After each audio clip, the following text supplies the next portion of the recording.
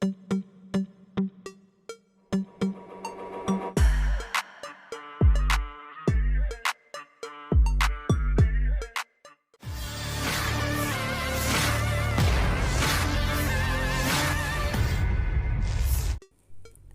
di media sosial Telegram pada Kamis 22 Februari 2024.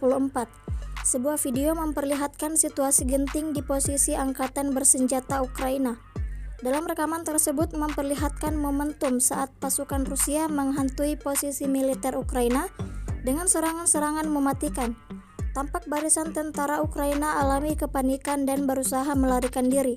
Seperti yang terlihat dalam rekaman, disebutkan dalam keterangan unggahan, peristiwa ini berlangsung di wilayah Avdiivka. Diketahui penyerangan ini dilakukan militer Rusia sebagai upaya merebut benteng angkatan bersenjata Ukraina. Beredarnya video ini menuai beragam komentar dari warganet.